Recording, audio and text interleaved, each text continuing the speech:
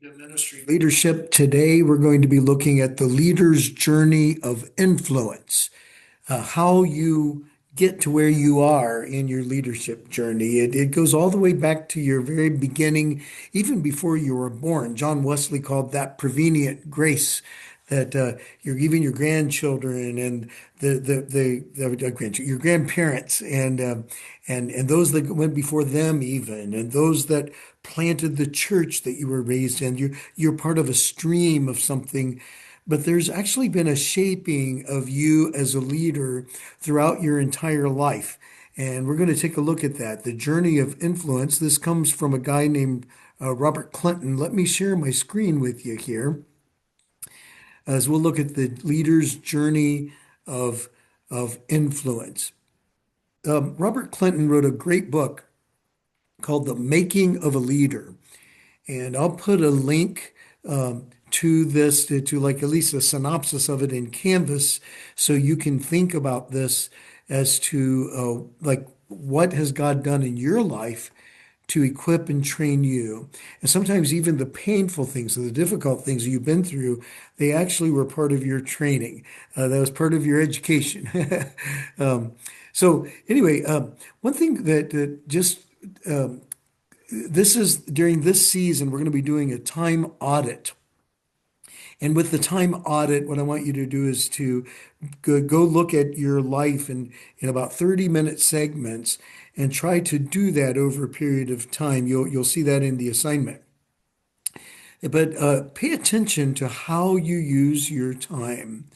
But not only how you use your time, but how you're feeling when you use your time. Like, are you being replenished? Are you feeling drained? Where are your energy levels? Are they high? Are they low? Because what you want to do eventually is to make sure you're living smart. You're planning things out and you're doing it in a smart kind of way, putting first things first and putting those things in first, and then the other stuff comes in second. But also maximizing your high production time periods, like doing what's most important at the times when you have the most juice to be able to do that. We are whole people, holistic people. We're not just spiritual people. And I like to talk about building your spire, SPIRE, that we need to not look just at the spiritual, but some other aspects as well if we're going to be effective in the long haul in leadership. Um, there's the spiritual dimension, your walk with God. There's the physical dimension, your physical fitness and well-being and nutrition and sleep and stuff like that. Your intellectual is your reading and learning and growing in your mind so that you don't get mushy in there. You want to be sharp, sharp, sharp and think as much as you possibly can. Go deep, right? Relational, you want to be loving and nurturing your most important relationships, and they go in concentric circles from God and yourself and your relationship with your spouse and then your kids and family and then your colleagues and your just kind of friends and you go out from there, right? But you really want to pay attention to your relationships. So like when we are too busy and we're just amped, breaking the speed limit, for instance, we don't have time to read and we don't have time to nurture our relationships because we're too busy doing the whatever stuff we're supposed to do. And then the last one is emotional. And this is where you measure your emotions. You look at your emotions, both good and bad. And why do I feel this way? Emotions are not, they're not the caboose of the train. I mean, they count. They shouldn't be the engine either. Pete Scazzero says you should treat your emotions like kids on a vacation. You should tend to them, take care of them, make sure they're okay, and don't let them drive. Don't let them drive. So anyway, yep, the spiritual aspect is that what we are underneath the waterline in private will eventually come out on top. And a lot of times people spend all the time on the up top stuff, on the visible, and they neglect the bottom. So really what happens is there's a teeny tiny little bit of iceberg under the waterline, and then we're top heavy on the top of activity and stuff that we do for God. Then down here is being with God, up here is doing for God. Make sure your being with God is as strong or not stronger than the stuff that you're doing for God. Because when you're just doing for God and you haven't built this part, you're going to be up and down and all over the place, and that's not a healthy way to live.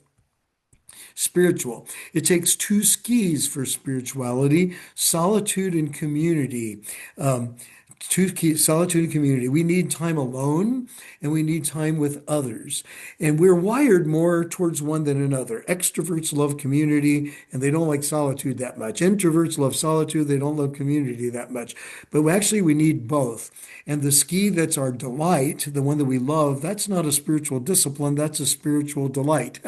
That's that's not a discipline. It's not a discipline to do what you love. The discipline is doing the thing that you don't love, and that would be the one that you're not so much in favor of. Like if you are more of an introvert, for instance, you got to force yourself to be involved in community and be in relationship with people and do stuff with people because you know that that's good for you. It is not good for man to be alone, and yet it is not good to never be alone. You need both, right? The two poles are input and output. And the input is the input of things like God's word and reading and listening to podcasts and inspiring music, an intake kind of thing.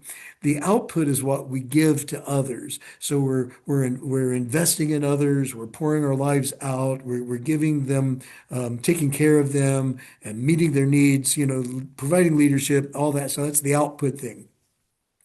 A lot of times, high octane leaders are really good on the output, but they're not so good on the input. And we want to make sure that both of them are together. Otherwise, you're just skiing with one pole and you can't get very far when you do that. You'll get a whole lot better when you use both poles, input and output. So, on the physical side, pay attention to your shed. Your shed. My friend Lenny Luchetti talks about this.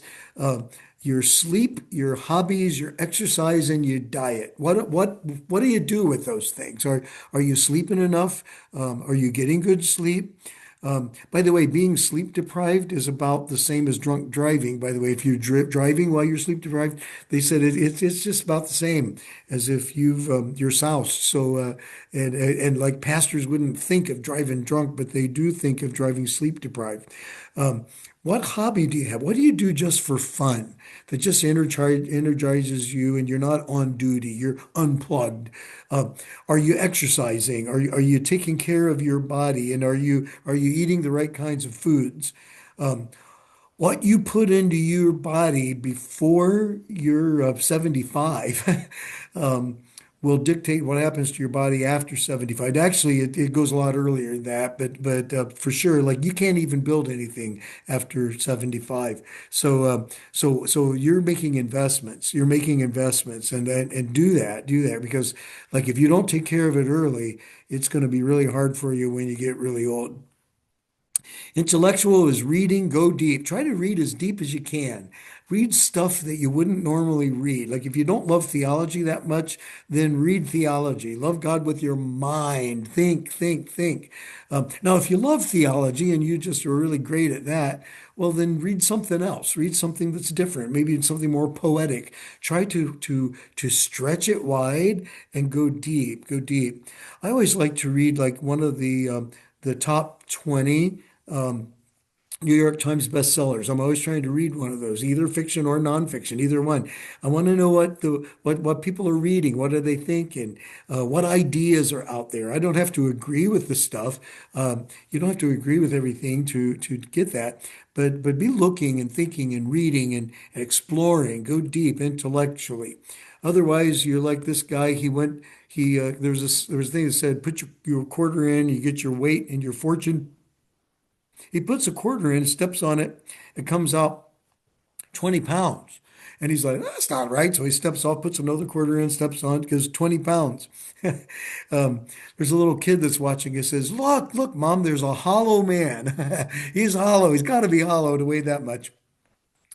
Well, there are a lot of hollow pastors out there, a lot of hollow leaders that they don't have substance because they haven't taken time to really ponder and to think and to reflect and journal. Take care of your mind. Even doing things like puzzles will do that. I have a jigsaw puzzle going all the time with my wife because I'm getting up there. I'm in my 60s now, and I want to make sure that this whole ticker is working, that. And so I want to do puzzles, Wordle. I do that every day just to keep your mind going. And so think about ways that you keep your mind sharp, whatever that takes, whatever it takes.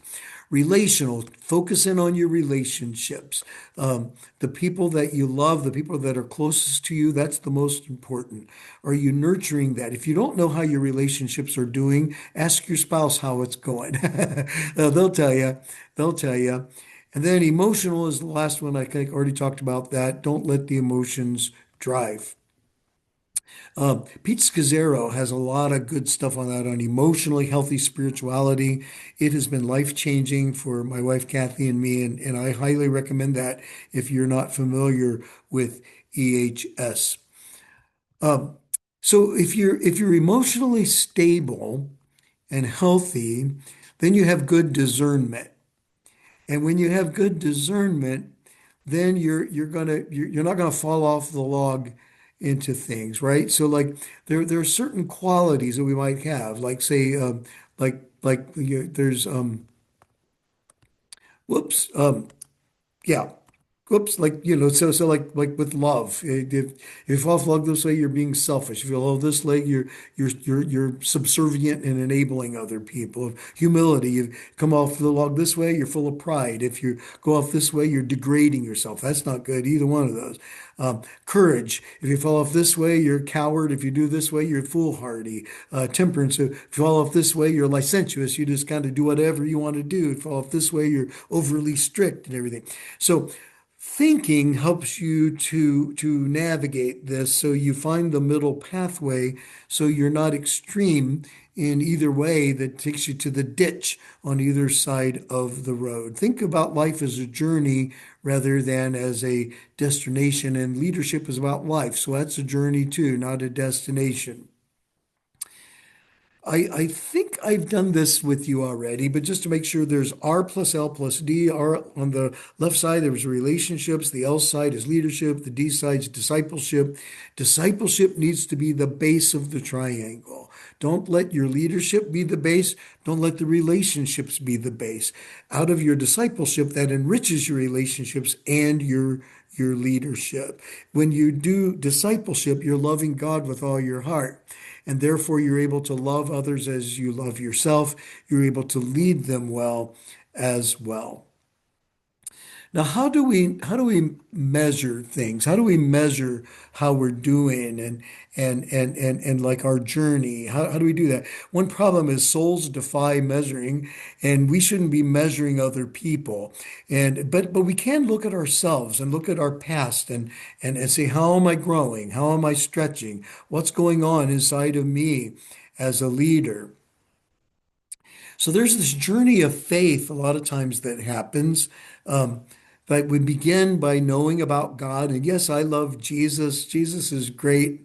God, I'm now begun my faith journey, and I begin a life of discipleship, and I start praying, and I read the Bible, and I love the Bible, and I go to church and stuff, and then I get involved, and I start doing stuff, just doing all kinds of really cool stuff for God. I'm just serving Jesus with all of my heart, helping with the youth group, where I'm playing on the worship team, and now I'm just really getting plugged in and being useful.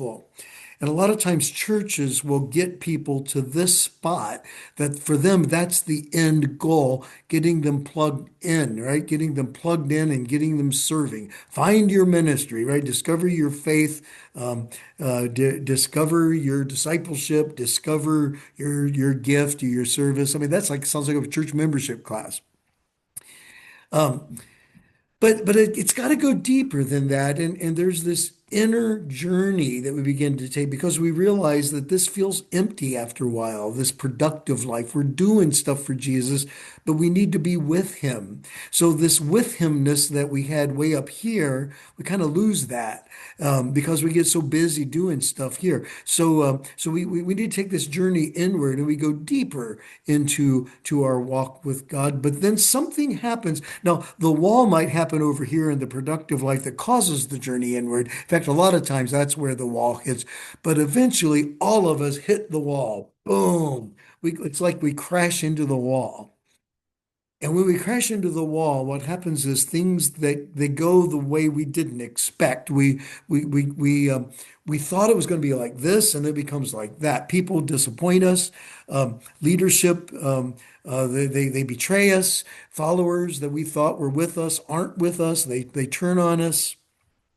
Bad stuff happens. The wheels fall off the wagon. The things that we thought was great that ended up being awful. And like then all of a sudden we hit this wall, and we're like, oh no, this is terrible. Now we've got to really come into some stuff. We go into a deep journey inward at that point. Yeah, I think maybe we should put the wall on the other side of this. Uh, Sometimes though it is on this side. We hit the wall. And the wheels fall off the wagon, and we say, "Whoa, what do we do with that?" And we take a deep look underneath the hood, and we say, "Okay, what's really important? What really counts?" Burnout can be this, right? It can be burnout. It can be depression. It can be stress. It can be like a life-altering event or of some sort or another, or a church split, or it can be whatever. A moral failure on the part of your leader. You hit the wall. But if we can process that to a beautiful place, what happens is that journey inward becomes a journey of love. It turns into love because we realize at the deepest place we are loved. We are loved. And then that begins a journey outward of love, a journey outward of love that I'm serving with a new center now. I'm serving in a center of love and deep discipleship, right? It's different than this earlier level. It's more secure, it's more mature, it's founded in something that's more substantive. And then you end up living a life of love and you help other people recognize God. You can see it begins. Now, by the way, the wall can happen in multiple times and we go through this cycle over and over again. But I wonder if you've ever experienced the wall and the journey and all of that kind of stuff. If you haven't, you will. You will. Now, really, where I want to go today is this: The Making of a Leader by Bobby Clinton, who taught at Fuller Seminary for a number of years. That's my alma mater. I never met him, but I've really been inspired by his stuff. Basically, what he did was he did an exploration of great spiritual leaders in history and in the Bible. He studied hundreds and hundreds of them. And then what he and people like Billy Graham, people Bill Bright, people like that. And then D.L. Moody, but also people in the Bible like Peter and David and Daniel. And he developed a theory, a leadership emergence theory. How do leaders emerge? How are they made? Now, leaders, by the way, are made. They're not born. Nobody's born a born leader. The leaders are born. They're not hatched. But nobody's born a leader. They're made into a leader, right? And so the first thing he says are called sovereign foundations. And this would be like your family of origin, your early life experiences, the unique father and mother that you had, the home that you had, whether it was safe or felt unsafe, whether there was close attachment or whether they were distant, how they handled conflict. All of these things inform you and your leadership and how you do conflict and how you lead and stuff.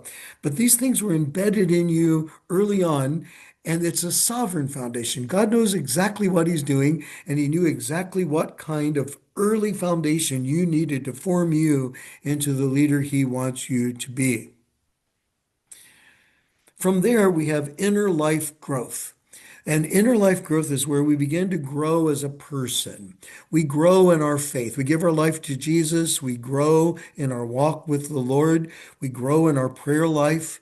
We grow in our understanding and our theological views of things and what life is and how we can interpret life. We learn how to think. That's inner life growth. Um, These would be things like your experiences that you've had. If you go on a mission trip, your practices, like your spiritual disciplines or your spiritual delights, whichever ones you love to do, right? The different environments that you find yourself in, all these things, they contribute to your inner life growth. Think about who has influenced you the very most. Who has been somebody that's helped you? What experiences have shaped you in your understanding of faith and goodness and life? And by the way, this is where temptation comes in because that tests your inner life growth. Like, say you make some spiritual inner life commitments, that's going to get tested with temptation. And that's what happens with Jesus, right? And so what, but like he gets tempted, and we have to make sure that our lizard brains get tamed. And so am I going to live from my appetite or am I going to deny myself and follow Jesus, for instance? Um, yeah, your brain is not lizard. There's another way. There's a different pathway. First John chapter 2 calls it the lust of the flesh, the lust of the eyes, and the pride of life. That's lizard brain stuff. So lust of the flesh is just, well, I mean, it's exactly that. Like it's like the actual physical lust after things. Lust of the eyes would be like covetousness or wanting what other people have, wishing you had more money, this or that, the other. Pride of life is where you let ego get in the way and you get too big in your head and you take all the credit for yourself. This is not of the Father. That's lizard brain stuff. And so you're going to get tested on these things. And the question is, are you going to pass the test? And the test is not like a test in school where you get like an A, a B, a C, or D. It's like a driver's test. If you flunk the test, you have to take it over and over and over again until you pass the test. And you might wonder, why do I keep running into this test over and over and over and over and over again? Well, it's because you keep flunking the test and God is growing you. He's stretching you. He's building that muscle in you so that you can say no to temptation and you can rise above that lust of the flesh or the lust of the eyes or the pride of life. You can say no to pornography or no to this opportunity that seems better than it really is, or say no to grabbing credit for things that you really don't deserve to take credit for.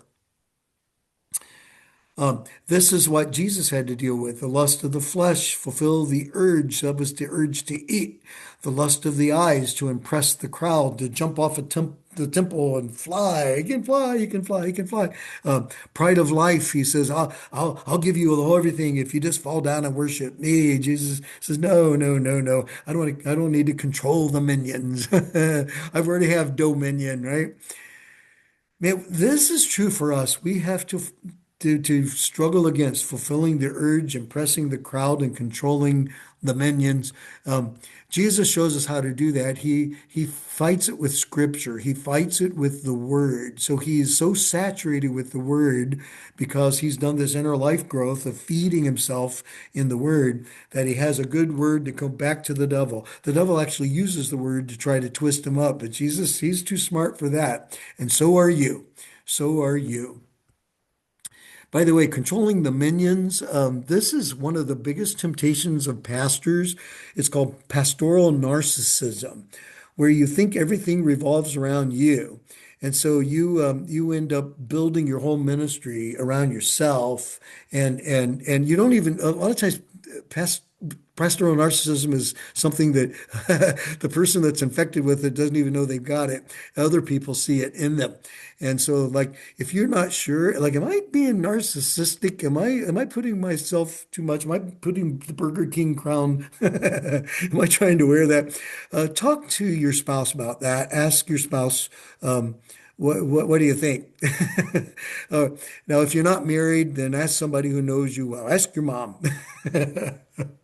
Actually, no, don't ask your mom. Your mom puts the crown on you. They think you're perfect. To talk to somebody else that knows you and will tell you the the truth, right? See, you're going to learn from your mistakes if you're not so busy denying them. Excuse me. All right. So the next piece is what I call ministry maturing. In ministry maturing, what happens is you start being given tasks of ministry to do, and you begin to grow as a leader. You grow as a teacher. You grow as a caregiver, and all the stuff of ministry. You become more gifted at it as you do it. You begin to develop these skills of ministry. So these two things, the inner life growth and the ministry maturing, those are like that's the input output thing. This is this is like the two skis, right? And so we want to make sure these things are working in tandem with each other. But a lot of times, what happens is we outgrow our maturity, like our ministry responsibility outgrows our ministry maturity. And so, what happens with that then is we end up making stupid mistakes. And then the Lord loves us too much to let us get away with that. So, what He does is He puts some different checks in there just to make sure that you are humble. And so, here are some of the process items that Clinton talks about for ministry maturity. If any of these things are happening to you, it isn't because you're a crummy leader. It's because God is maturing your leadership to help you to become a better leader. So, like for instance, the issue of authority. Like if there's somebody who's over you and that person is an idiot and they're just not doing it right, and you get really frustrated and they're not letting you do stuff you want to do and you're chafing under that, well, that's probably a ministry maturing process item. God is trying to teach you humility and patience. Now, it can also be the authority the other way. You don't want the authority, but it keeps being given to you, and you have it, and as God is trying to teach you to step into your role with confidence. Another process item for ministry maturing is isolation. A lot of times, what will happen is a person is doing something, serving God, and then something terrible happens. They get fired, or something happens, they get sick. Something happens that isolates them and takes them out of the main path for a while. And it seems like, oh man, I thought I had it all together and now I don't have anything. What do I have? Nothing. Nobody even knows about me. Nobody even cares what I'm trying to do. I feel so alone and isolated in this thing. But the greatest things God has ever done in the lives of people is in isolation. Like, say, with Moses, he took him to the backside of the wilderness. With Joseph, he's isolated in a prison, right? Saul, he's isolated for a while, comes out, and has this great ministry. Jeremiah, the prophet, is isolated. And it's the same for you. You might be isolated, but God wants to draw you a close to his heart. And if you're in the middle of the busy clamoring, you can't even hear that. So sometimes he sets you aside for a while in order for you to hear from him, and that might feel like isolation. Sometimes this is in conflict, where and this is going to happen in any ministry. You're going to have leadership conflict. I mean, it's going to come. I mean, like if you want everybody to like you, don't do ministry, drive an ice cream truck. But in conflict, this is just a process item. So if conflicts continually arise, you want to discern the conflict. First of all, is my spirit conflicted in this, or are those guys just conflicted? Now, if my spirit is continually conflicted and I keep rising up in anger about something, why? What is going on inside of me? What is it that I feel threatened by that's causing me to do this? The second thing is, let's say you have like four different conflicts in one week. The question is, what is the common thread? Are there any common threads in these conflicts? Are they totally isolated, or are there certain common threads? Like, so one time in my ministry, I had like four different conflicts with people in about a week or so. And I thought I had four conflicts, but really I only had one. And the conflict was within me. And that conflict was that I was not clear in the things that I was saying. I wanted to please people. I wanted them to like me. And so I was fuzzy in my responses of things, and that created misunderstanding. And so, therefore, instead of four different issues, there was really only one that I was being unclear. Clarity is charity. See, the reason why I was being unclear is because I was thinking I was trying to love them well, but really I wasn't because I wasn't being clear. And so, once I started being clear, that resolved all four of the conflicts. So sometimes you might think you have four different problems going, but really there's only one. Um, when you have backlash to your leadership, this is a process item. How do you handle leadership backlash? Like, are you more like Saul, or are you more like David? Or are you more like Absalom? The Tale of Two Kings is one of the best books ever when it comes to that with leadership backlash. Sometimes we think somebody underneath us is an Absalom who's rebelling against us, when really we're being a Saul, just being a jerk. And sometimes we think we're being David ducking spears, when in reality we're being an Absalom and being rebellious. So we have all three of those inside of us: Saul, David, and Absalom. But we want to be like David. Sometimes the ministry maturing thing is about spiritual warfare and teaching you to pray. Like this whole thing is about spiritual ministry, and to realize that some of this stuff is not against flesh and blood, but it has to only be driven out by prayer and fasting, and we need to really deal with that in a spiritual way. Not every problem is a spiritual problem. Not every conflict is a spiritual warfare thing. It could just be that you're being stupid, but sometimes it is, and so that could be your process item. And faith stretching, just like every now and then, God will call you to do something that'll make you gulp and say, "Okay, Lord, if you're not in this, we are goners." But I know you're calling us, so okay, we're going to throw our hat over the wall. Um, He'll probably call you to that. And sometimes this happens as your influence expands as well. How do you handle success? Success is more dangerous than failure, because a lot of times when you have success, it goes to your head. And so this is your ministry maturing. How can I take all of that success, all these trophies, all these crowns, all these accolades, and just give them over to Jesus and say they're nothing to me? So we go on. So let's say that once you process through the inner life growth and some of the challenges of that of temptation, the ministry maturing with their process items, the trial and testing, it comes into more of a life maturing, where these two things begin to work together. So you do this in a more mature kind of way, where your ministry flows from your being rather than just doing all the time.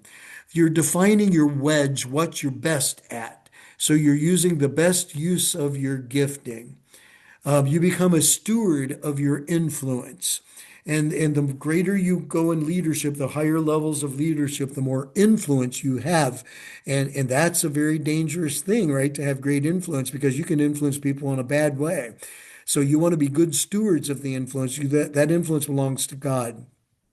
You want to make sure you're surrounded with meaningful community, with people who will tell you the truth, and look to mission as something that's altruistic. And what I mean by that is, don't just do mission that benefits you and your ministry and stuff like that.